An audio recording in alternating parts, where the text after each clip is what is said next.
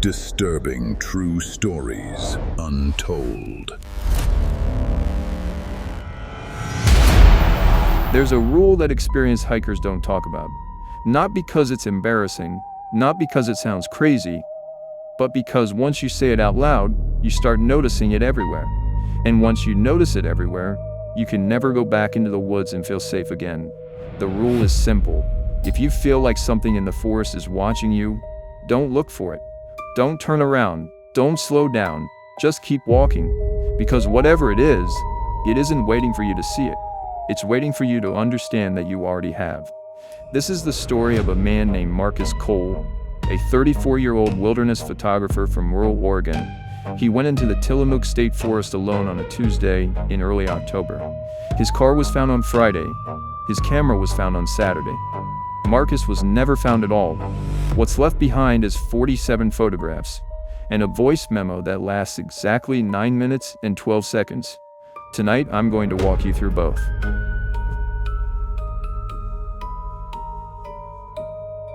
Marcus was not a careless man. Search and rescue profilers described him as methodical, experienced, and cautious. The kind of person who filed trip plans, carried emergency beacons, and had done solo treks in the Pacific Northwest over 40 times without incident. His last known contact was a text message to his sister at 7:14 a.m. on Tuesday morning. It read, "Heading in, back Thursday night. Don't worry." She didn't. She'd heard that message 100 times. The first 19 photographs from his camera are completely normal. Fog sitting low between Douglas firs, a creek bed with exposed orange rock, a banana slug crossing a moss-covered log. Marcus had an eye for quiet, still beauty. The kind of images that make you feel the cold and the damp just by looking at them. Photo 20 is where the investigators paused. It's a long exposure shot of the trail ahead, taken in early afternoon light. The trees frame a corridor of path that bends out of sight. The image itself is technically perfect. Perfectly framed, perfectly exposed. But in the upper right corner, barely visible, almost lost in the shadow of a cedar, there is a shape, tall, thin, standing just off the trail, facing the camera. Now, people online have argued about this photograph for months. Some say it's a person, some say it's a dead tree trunk, some say it's pareidolia, the brain's tendency to find faces and figures in random shapes. But here's what none of those arguments account for. Marcus never turned around to look at it. He kept walking. He took 27 more photographs after that, and not a single one of them looks back at that spot. He saw something.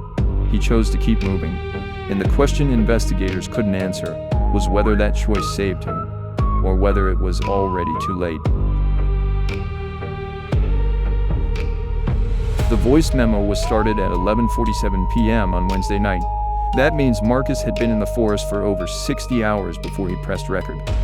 60 hours, with no distress signal, no attempt to leave, no further contact with anyone. His voice in the recording is calm.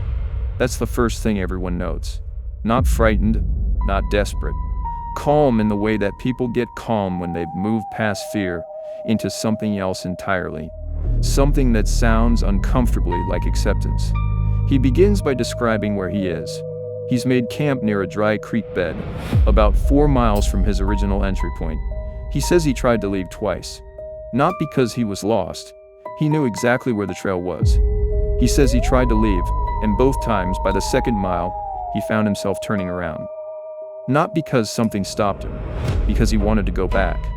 He spends 2 minutes trying to describe what he's been seeing. He says the forest at night looks different than it should. Not darker, not scarier. He says it looks more complete. Like the forest in daylight is only showing you part of itself, and at night the rest of it fills in. He says he's been watching the trees and that the trees are, he pauses here for almost 9 seconds, arranged correctly now. At the 4-minute mark, something changes. His voice drops.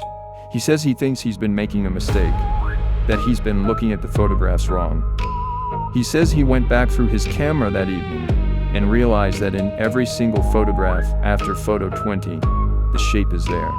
Not in the same place, not the same size, but there, in the shadows, in the canopy, and the reflections in the creek water. "It's not following me," he says. "I think I've been following it." He laughs once, a short, soft laugh.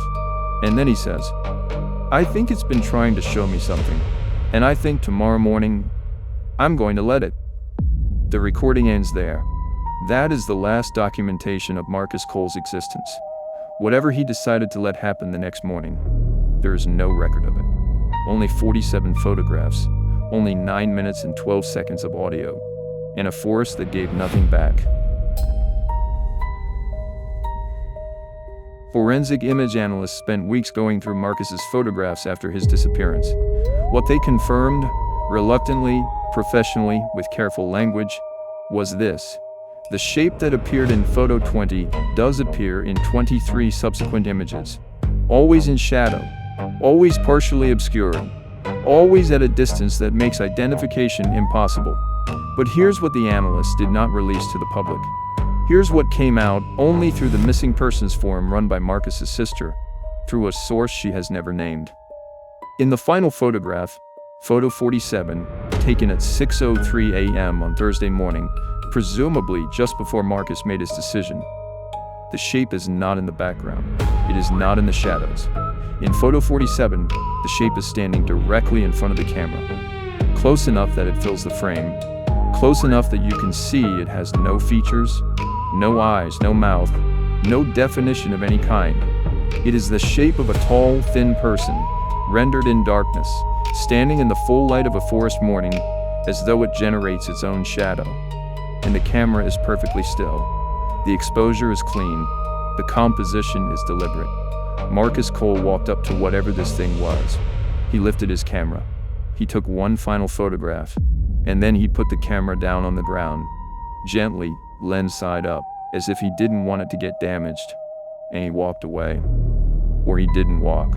Or walking isn't the right word for what happened next. No one knows. The forest doesn't say. Disturbing true stories untold.